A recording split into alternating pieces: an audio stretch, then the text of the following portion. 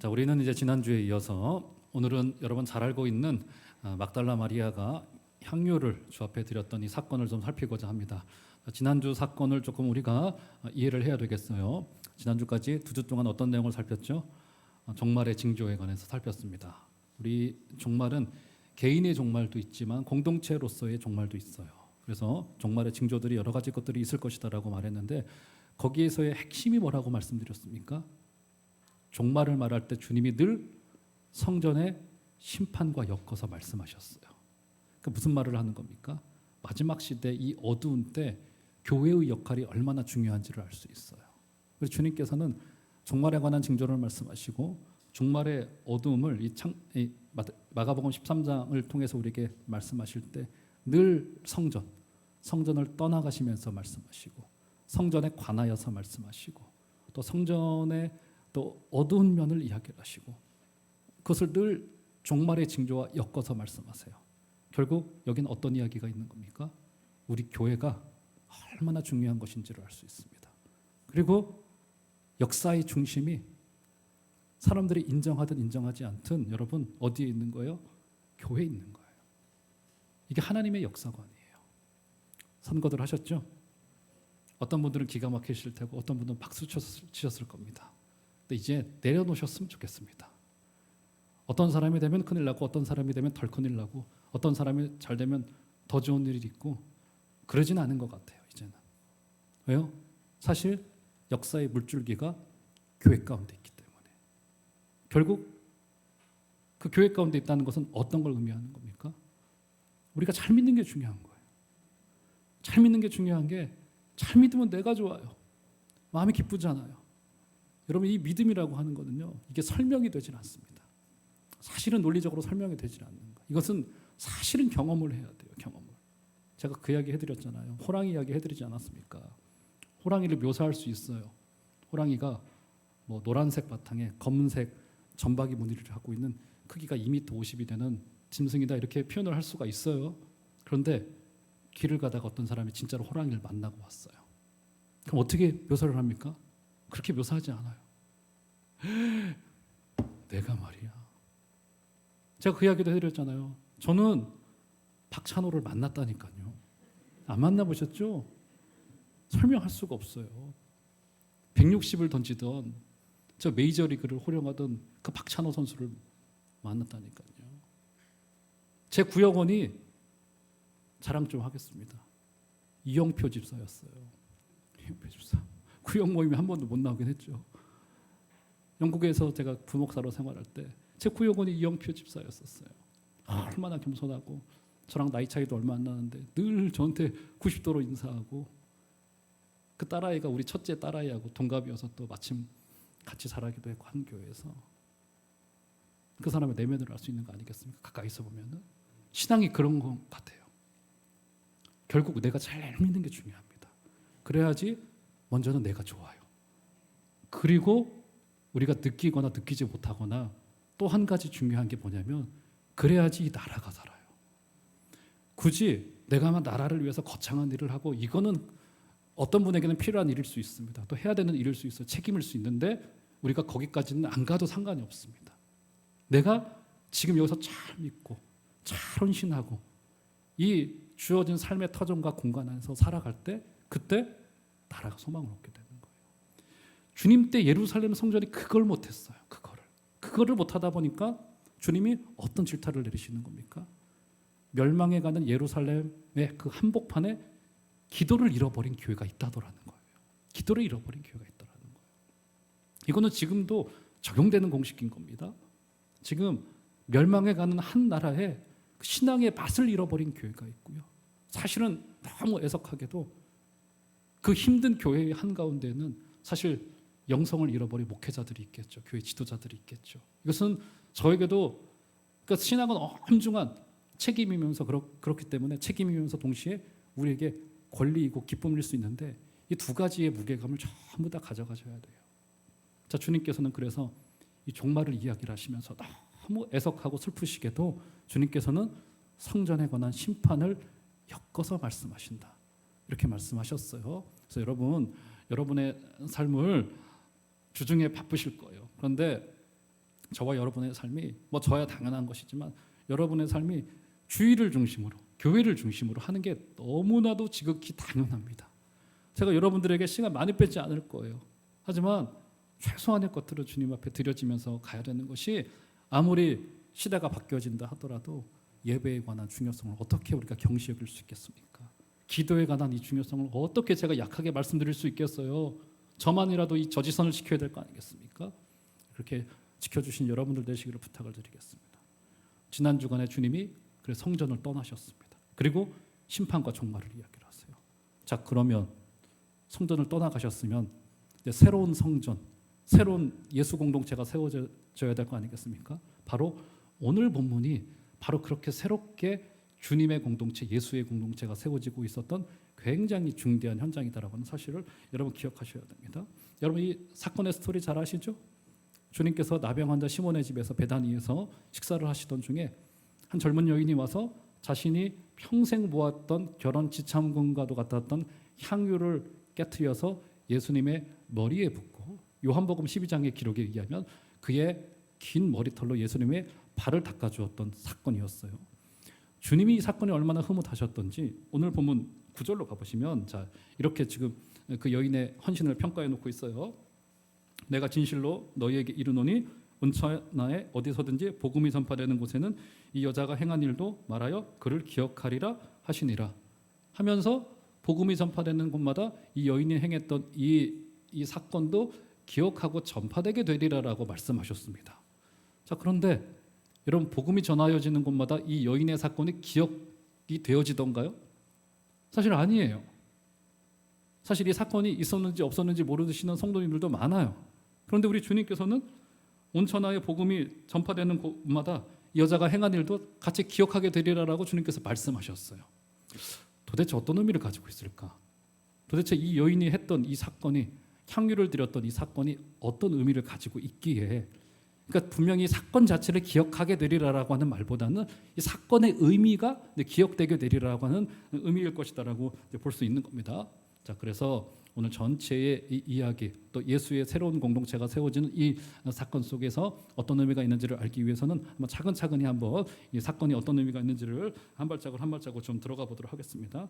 자, 먼저 1절 가보시면 자, 이렇게 말해요. 14장 1절 이틀이 지나면 유교절과 무교절이라 대제사장들과 서기관들이 예수를 흉계로 잡아 죽일 방도를 구하며 이제 우리 주님께서 우리가 잘 알고 있는 바 이제 며칠 후시면 십자가에 그 유월절에 잡혀서 죽으시게 되어져 있습니다. 자 그런데 지금 향유를 부은 이 사건의 시기를 특정하는데 어떤 시기라고 말해주고 있어요? 이틀 후면 유월절이 있을 바로 그 시기라고 이야기를 해주고 있습니다. 어떤 의미가 되는 겁니까? 지금 향유를 부어드린 이 사건이 있었던 시기를 유월절을 중심으로 계산하고 있는 거예요. 그렇죠? 그렇죠?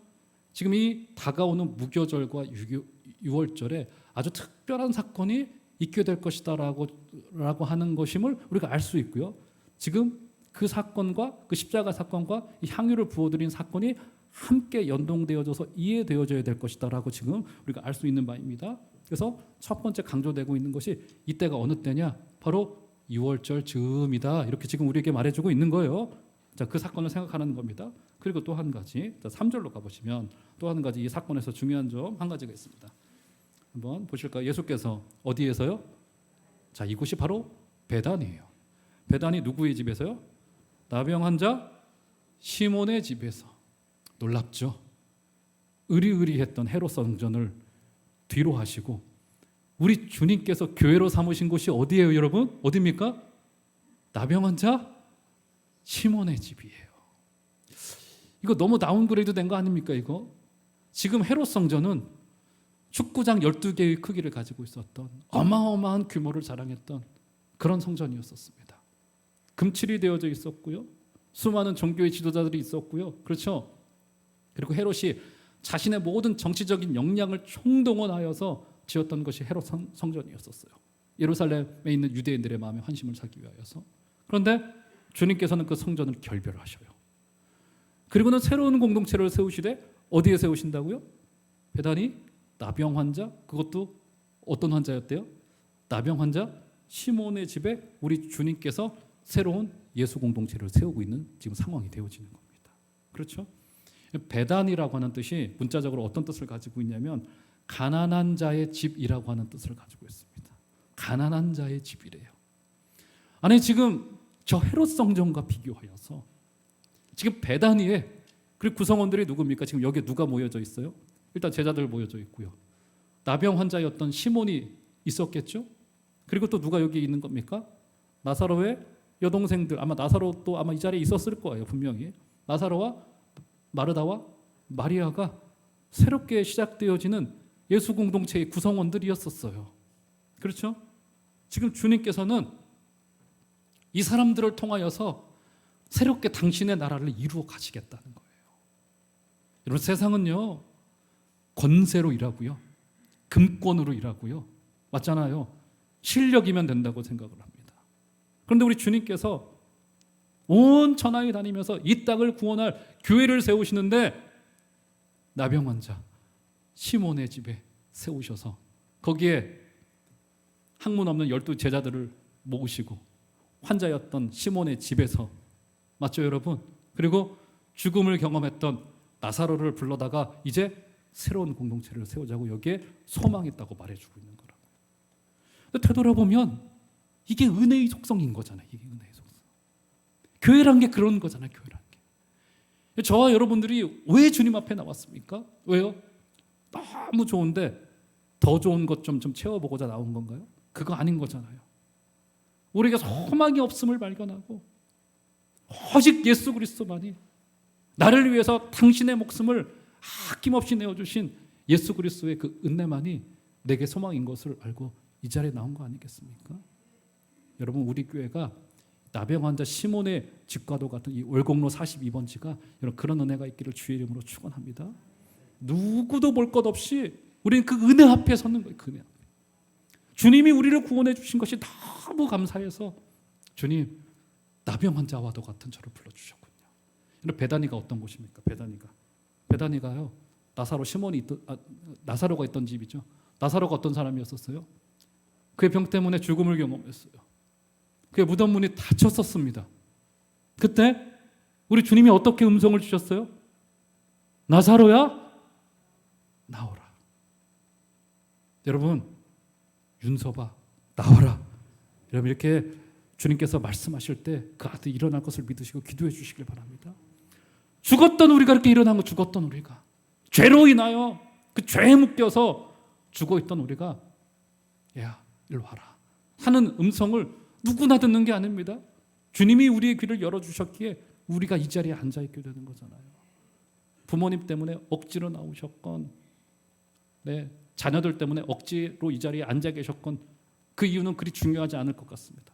내가 평생 믿는 부모님의 뱃속에서부터 태어나서 이 자리에 나왔다는 것도 그것은 적절한 이유일 수 없어요.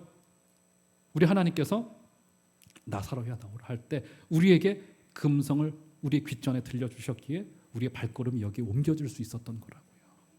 오늘 배단이라고 하는 것이 바로 그래서 어떤 겁니까? 죽음과 생명과 부활이 교차하는 것. 나중에 주님께서 어떻게 하세요? 이 베다니에서 승천하세요. 마지막 대위임 명령을 주시고 베다니에서 승천하시면서 주님께서는 교회를 세우시는 역사를 우리에게 보여주는 거 아니겠습니까? 자, 베다니에서 주님께서 뭘 하셨습니까? 나병 환자, 3절 다시 한번 가볼까요? 나병 환자 시몬의 집에서 무엇을 하셨다고요? 식사를 하세요. 식사를 하십니다.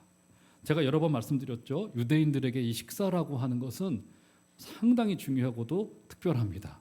그렇죠? 여러분 올해 우리 교회의 표어가 뭐죠? 표어가 뭡니까? 갈 것 없다 너희가 주라. 너희가 뭘 주는 거였습니까? 오병이의 기적의 현장이었었잖아요. 저게 너희가 먹을 것을 주라고 말씀하시는 거예요. 여호와께서 원수의 목전에서 우리에게 상을 베풀어 주세요. 식구 삼아 주신다는 겁니다. 지금 뭡니까? 지금 나병 환자 시몬의 집에서 식사를 하셨다라고 하는 것은 주님께서 이 나병 환자 시몬을 식구로 삼아 주신다라고 하는 것이고 주님의 새로운 공동체로 세워 주시겠다라고 하는 교회로 세워 주시겠다라고 하는 굉장히 중대한 그림인 거라고요.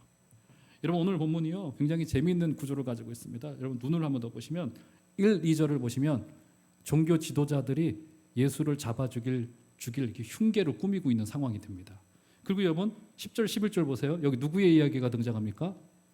가룟 유다의 배신이 예고되어지고 있죠. 그렇죠. 그가 이미 마음이 돌아섰습니다. 오늘 본문은 샌드위치 구조로 되어져 있는 거예요. 그래서 3절부터 9절까지 이름 없는, 사실은 이름은 있죠. 막달라 마리아죠. 오늘 본문에서는 이름이 없습니다. 등장하지 않아요. 한 여자의 아름다운 헌신이 여기에 쏟아 부어지고 있어요. 어떤 걸 보여주고 있는 걸까요?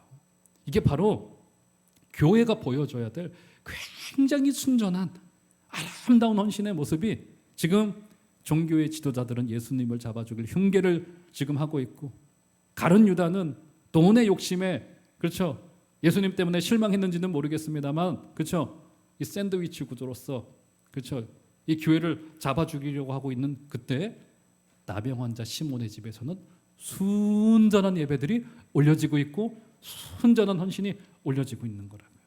사랑하는 여러분, 우리 주위에 저 대제사장들과 같고 가룟 유다와도 같은 자들이 교회를 잡아 죽일 흉계를 하기도 하고 어두움의 시대를 한복판을 지나가고 있는 우리 교회이지만, 우리 종암제일교회만은 이 순전함을 지켜내시는 복된 은혜 있으시기를 주의 이름으로 축원합니다. 지금 교회의 새로운 모형이 여기 제시되고 있다, 이렇게 볼 수 있는 거예요. 자, 그러면 향유를 드렸던 이 사건으로 한번 들어가 보시죠. 자, 식사가 이어지던 중에 예상하지 못했던 사건 한 가지가 벌어지기 시작해요. 다시 3절을 보시면 이렇게 말합니다. 예수께서 베다니 나병 환자 시몬의 집에서 식사하실 때 한 여자가 매우 값진 향유 곧 순전한 나드 한 옥합을 가지고 와서 그 옥합을 깨뜨려 예수의 머리에 부으니, 라고 식사를 하던 그 와중에 옥합을 깨뜨려서 예수님의 머리를 붓는 사건이 갑자기 일어났습니다. 그렇죠? 오늘 성경에서 매우 값진 향유, 이것은 말 그대로 매우 비싼 향유라고 하는 뜻을 가지고 있습니다. 향유를 머리에 부었어요. 자, 우리 성경에서는, 마가복음 본문에서는 이 여자가 누구인지를 기록해 놓고 있지는 않지만 다른 성경을 보면은 이 여자가 나사로의 자매였던 마리아였다, 막달라 마리아였다라고 하는 사실을 우리가 확인할 수 있는 바입니다. 이 사건이 얼마나 중요하던지 마태, 마가, 누가, 요한복음에 공이 기록되어져 있어요. 여러분, 사복음서에 동시에 다 기록되어져 있는 사건이 그리 많지 않습니다. 그런데 이 향유를 드렸던 이 여인의 사건이 공이 4개의 복음서에 전부 다 기록되어져 있습니다. 자, 조금 더 보시죠. 비싼 향유 곧 순전한 나드 한 옥합이었다라고 표현합니다. 나드 한 근이었다. 다른 성경에서는 나드 한 근이라고 표현해 놓고 있어요. 그리고 그것의 가격이 얼마였다고 말합니까? 300데나리온. 5절에 보시면 제자들이 친절히, 이 좀 계산이 빠른 분들이 있는 겁니다. 300데나리온이었다고 말하고 있습니다. 자, 나드라고 하는 것은 나르드라고 하는 인도산 식물에서 추출한 향수 재료였었습니다. 거기서 기름을 짜요. 그러면 그래서 굉장히 향기로운 이 냄새가 나는 이 기름이 추출될 수 있었다고 말해주고 있습니다. 그렇죠? 300데나리온이었대요. 300데나리온은요, 1데나리온이 성인 남성 하루의 품삯입니다. 그러면 300데나리온은 얼마입니까? 300일이면 한 1년 정도의 품삯이에요. 지금의 평균으로 하면 얼마 정도 될까요? 최소한 3천만 원 이상 정도 되는 굉장히 값비싼 향유를 단번에 예수님께 부어드렸어요. 얼마나 갑작스럽고 당황스러운 사건이었을까요? 그렇죠? 이 향유 기름은 크게 2가지에서 활용되어졌다고 알려지고 있습니다. 첫 번째는 잔치의 자리에서 귀한 손님이 오십니다. 그럼 어떻게 합니까? 그에게 향유를 머리에 부어드리는 관례가 있었습니다. 첫 번째고요. 두 번째는 주로 장례식에서 활용되어졌다라고 해요. 이제 귀인이 돌아가시면 그에게 향유를 부어서 입관하곤 했다는 것이 그때 당시 유대인들의 문화였었습니다. 자, 도대체 이 3천만 원을 부어드렸던 이 여인의 헌신에는 어떤 의미가 있을까? 이렇게 말하면 편합니다. 저도. 그러면 지금 설교 마치면 돼요. 이 여인이 3, 4천만 원 헌금했지 않느냐, 당신들도 다 드려서 헌금하시오 하면은 굉장히 결론은 간단합니다. 그런데 오늘 본문이 그 정도의 의미에서 멈춰져 있는 것은 아닌 것 같아요. 도대체 이 여인의 헌신에는 어떤 의미들이 좀 있을까? 이것을 조금 알아볼 필요가 좀 있습니다. 일단 마리아 편에서 생각을 해보시죠. 당시에 여성이 향유 옥합을 모았다는 것은 여인이 결혼 지참금으로서 이것을 준비했다는 것이 됩니다. 평생을 이제 모은 금액을 가지고 이 향유 옥합을 이제 품에 지니고 있었던 거예요. 그렇죠? 그런데 이 막달라 마리아가 예수님과 함께 등장할 때마다 제가 한 번은 말씀드린 기억이 나네요. 그렇죠? 그때마다 등장하고 있는 표현이 한 가지가 있습니다. 그게 뭔지 아세요, 여러분? 오늘 본문에는 그게 등장하지 않아요. 그런데 누가복음, 요한복음에는 등장합니다. 뭐가 등장합니까? 그가 향유를 부어드릴 때 그의 긴 머리털로 예수님의 무엇을 닦아드렸어요? 예수님의 발을 닦았어요. 그리고 누가복음 10장에 보면은요, 마르다 마리아 사건 등장하는 거 아시죠? 거기서 마리아가 예수님의 발 아래에 앉아서 예수님의 가르침을 받았어요. 그리고 또 한 가지 있습니다. 그의 오라버니 나사로가 죽었을 때 마리아가 예수님의 어디에 나가서 어디 아래에 나가서 울었습니까? 예수님의 발 아래에 나가서 울었어요. 막달라 마리아가 등장하는 모든 현장에 나중에는 끝내 주님이 십자가에 달리신 그 발 아래에 나아갔습니다. 막달라 마리아는 늘 주님의 발 아래에 있었어요. 그리고는 향유를 드린 겁니다. 어떤 의미가 있을까요, 여러분? 그러니까 지금 마리아가 향유를 들었다라고 하는 것은 헌금을 많이 했다라고 하는 정도의 의미가 아니라 이것은 일종의 그녀의 신앙의 고백이었던 거예요. 어떤 고백인 겁니까? 나는 종이고 주님은 주인이시라고 하는 굉장히 중대한 신앙 고백을 여기서 드리고 있다고 하는 사실을 잊지 마셔야 됩니다. 어떻게 된 겁니까? 복음이 지금 이 여인이 가지고 있었던 모든 가치관을 전부 다 전복시켜, 전부 다 자신의 인생을 전부 다 주님께 다 예속하기로 작정한 거예요. 여러분, 그래서요, 어떤 분들은 그렇게 표현을 하더라고요. 믿는 것과 종이 되는 것을 이렇게 분리를 하고 싶어요. 분리를 이게 구분을 하고 싶어 합니다. 구분을. 나는 믿기는 한데 목사님, 제가 이렇게 종으로서 주님께 헌신하는 것은 조금 아닌 것 같아요. 제가 참 가슴 아프고도 따뜻한 이야기를 한 가지를 들었는데, 어떤 목사님이 평생을 교회를 개척하셔가지고 어렵게 목회를 하셨어요. 아무래도 개척교회를 시작을 해서 교회가 부흥이 되지 않으면 목사들도 현실적인 문제가 너무나도 크게 다가옵니다.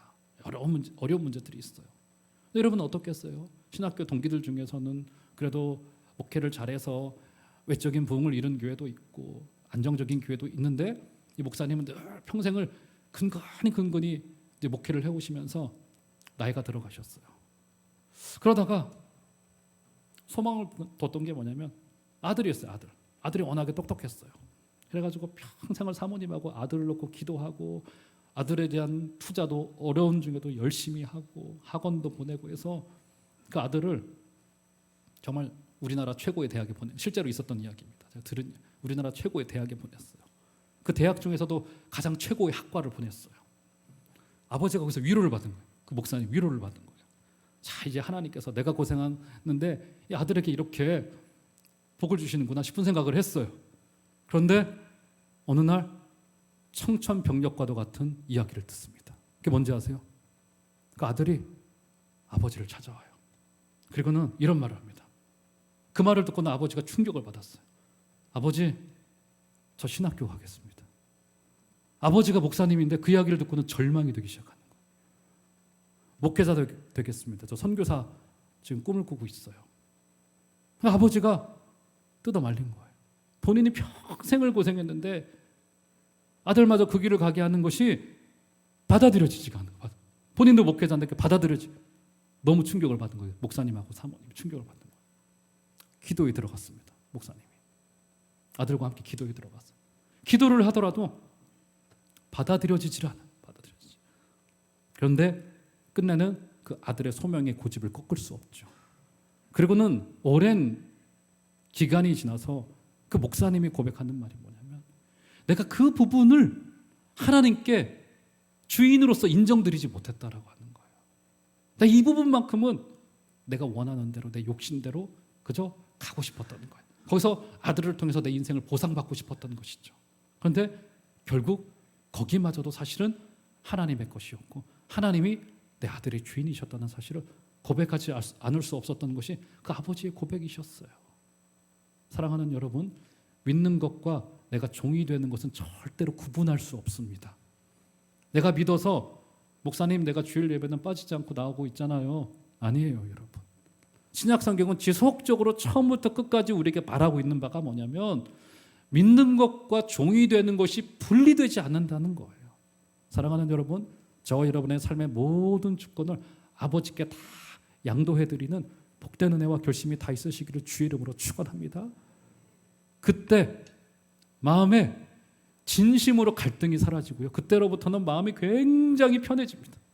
그렇지. 지금 내가 가지고 있는 내 인생들, 내 시간들, 내 물질들, 이 향유 옥합 가장 귀하다고 생각되어졌고 여성에게 굉장히 중요했던 그 결혼의 지창금과도 같았던 향유 옥합, 품에 넣고 다녔던 향유 옥합을 주님께 부어 드렸을 때 그 여인이 느꼈을 그 해방감과 그 행복과 그 영적인 만족은 어떻게 표현할 수 없었을 것입니다. 사랑하는 여러분, 저 여러분의 삶의 모든 권리와 주권을 아버지께 전부 다 양도해 드리시는 복된 은혜 있으시기를 주의 이름으로 축원합니다. 그래서 여인이 향유를 부은 사건은 단순히 헌금을 많이 했다, 헌신을 크게 했다라고 하는 정도가 아니라 그의 삶의 모든 가치관을 전부 다 전복시켜서 그 자신을 주님께 전부 다 드렸던 사건이에요.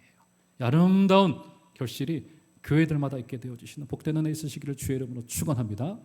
자, 그러면서 말씀을 이제 결론으로 나아가면서 여기서 한 가지 짚고 넘어가야 될 것이 있습니다. 결론으로서 자, 몇몇 사람들의 비판이었어요. 자, 4절과 5절을 가보시면 자, 이렇게 말합니다. 어떤 사람들이 화를 내어 서로 말하되 어찌하여 이 향유를 허비하는가? 이 향유를 300데나리온 이상에 팔아 가난한 자들에게 줄 수 있었겠도다 하며 그 여자를 책망하는지라. 자, 사뭇 이 이야기가 굉장히 옳게 들려집니다. 너무도 합리적이고 상식적인 이야기를 했어요. 맞잖아요, 여러분. 굳이 한 번에 주님께 부어드리는 것보다는 이것을 팔아서 3천만 원의 돈을 좀 모아서 여러 사람들을 구제하면 훨씬 더 좋은 일이 되지 않았겠느냐라고 하면서 이 여인을 책망했어요. 지금 이 책망 앞에 이 여인은 이제 굉장히 부끄러운 상황이 되지 않을 수 없는 상황이 된 겁니다. 자, 그런데 본문을 조금 더 꼼꼼히 보셔야 되겠습니다. 자, 4절 다시 보시면 잘 읽으셔야 돼요. 어떤 사람들이, 자, 여기서 어떤 사람들은 마가복음은 어떤 사람들이라고 표현해 놓고 있지만 여기서는 마태복음은 이들이 제자들이었다고 표현해 놓고 있습니다. 마태복음 26장을 나중에 한번 찾아보시길 바랍니다. 제자들이 지금 어떻게 합니까? 화를 내어 서로 말하되 어찌하여 이 향유를 허비하는가? 이 말은 제자들이 서로에게 했던 말이에요. 그러니까 지금 4절에서 화를 냈던 것은 제자들이 서로들에게 화를 냈습니다. 그렇죠? 그 12제자들이 향유를 부어드린 그 여인을 보고는 지금 서로들, 제자들 서로들에게 먼저는 화를 냈던 거예요. 먼저는 화를 냈던 겁니다. 그리고는 5절로 가보시면 5절을 어떻게 말합니까? 이 향유를 300데나리온 이상에 팔아 가난한 자들에게 줄 수 있었겠도다 하며 그 여자를 책망했습니다. 그 여자를 책망했어요. 자, 책망했다는 것에서 이것이 굉장히 나이스하게 들리는데 그 말이 아니라 그래서 책망하다라고 하는 것은 의태어로 표현되어진 겁니다. 무슨 말이냐면 그 의미를 번역을 하자면 책망하다라고 하는 말은 여러분 화가 크게 나면은 그런 거 아시죠? 의자에 앉아가지고 막 씩씩대는 지금 막 어깨가 들썩들썩거리고 사실은 문자적으로는 코를 벌렁벌렁거리다라고 하는 뜻을 가지고 있어요. 이 책망하다라고. 지금 뭡니까? 여기서 제자들이 화를 냈는데 굉장히 과도한 이상한 반응을 보이고 있는 것이 분명해요. 자, 이해가 되질 않아요. 도대체 이 여인이 헌신한 곳에 왜 그렇게 제자들이 서로들을 책망했던 것이고 또 이 여인을 책망하는 것이 굉장히 과도해요. 굉장히 과도합니다. 저는 솔직히 지금 4절 5절에 이 말씀을 여러분들에게 어떻게 설명해 드려야 될지 모르겠습니다. 아무리 묵상하더라도 제자들이 서로를 향해서 내었던 그 분노가 도대체 어떤 정도의 감정을 가지고 있었는지를 잘 모르겠어요. 여성이 했던 그 헌신의 질투가 났던 것인지 제자들 전부가 돈 욕심이 있었던 것은 아닐 테고 도대체 이들의 화가 무슨 연유였는지. 그래서 여러분 절대로 교회 안에서의 잘못된 분노는요 어떤 일도 이루지 못합니다. 제가 여러 번 말씀드렸죠. 교회 안에 소리 지르는 것은 저만 해야 된다고. 마이크 잡고 설교할 때 저만 소리 지르는 거예요. 절대로 교회 안에서 누구도 화를 내서는 안 됩니다. 절대로 화는요 아무것도 어떤 선한 결론도 이루지 못합니다. 누가 진리를 지키고 있지 못하면 거기에 화를 내세요. 그건 어쩔 수 없어요. 하지만 모두 다 받아들여 주십시오. 제자들이 지금 과도한 이상한 지금 반응을 보이고 있는 거예요. 그들의 지금 심리 상태가 좋지를 못해요. 지금 그렇죠? 그런 상황이 된 겁니다. 어쨌든 지금 제자들의 책망 앞에 이 여인이 창피를 당하지 않을 수 없는 상황에 이르게 된 거예요. 자, 그때 주님께서 이런 대답을 하십니다. 자, 6절 가보시면, 자, 오늘 말씀의 결론이에요. 6절 가보시면 예수께서 이르시되 가만두라. 너희가 어찌하여 그를 괴롭게 하느냐? 그가 내게 어떤 일을 하였다고요? 좋은 일을 하였다고 말합니다. 지금 제자들이 지적한 부분이 여러분 옳습니까? 옳지 않습니까? 제자들의 지적이 옳아요? 안 옳아요? 옳아요. 지금 당연히 300다나리온의 값을 주고 팔아서 그것을 여러 사람들에게 구제하는 것이 더 옳은 일일 수 있어요. 옳은 일일 수 있어요. 그런데 우리 주님께서 여인의 헌신을 평가할 때 그 여인의 헌신을 뭐라고 평가해 놓고 있어요? 좋은 일이래요. 좋은 일이라고 평가해 놓고 있습니다. 여러분, 옳은 일과 좋은 일은 조금 다릅니다. 좋은 일이요, 옳은 일보다 더 좋은 가치를 가지고 있어요. 제가 한번 예를 들어 드릴게요. 우리 주님께서 십자가를 지신 사건이 옳은 일이었습니까? 옳지 않은 일이었습니까? 옳은 일이었어요? 아니었어요? 옳은 일이 아니었어요. 주님의 십자가 사건이요. 왜 옳은 일이 아니었어요? 옳은 게 어떤 게 옳은 겁니까? 죄를 지은 그 사람이 죄의 벌을 받는 게 옳은 일이에요. 맞죠, 여러분? 이게 세상의 상식이고 공정이고 공의예요. 그런데 주님이 십자가를 지신 사건은 옳지는 않은 일이었죠. 왜요? 죄를 지은 건 우리인데 대가를 주님이 받으셨어요. 이것은 의가 아니에요. 옳은 일이 아닙니다. 그런데 그 일은 좋은 일이에요. 무엇을 말해주고 있는 걸까? 이 좋은 일이라는 곳에서 여기에 담겨져 있는 복음의 풍성함들. 그래서 교회는요, 절대로 법조항의 문구나 규율로서 교회가 다스려지지 않아요. 교회는 좋은 일로. 성경의 마지막을 볼까요? 요한복음 12장 3절을 보시면 스크린에 올려져 드릴게요. 마지막으로 이렇게 말합니다.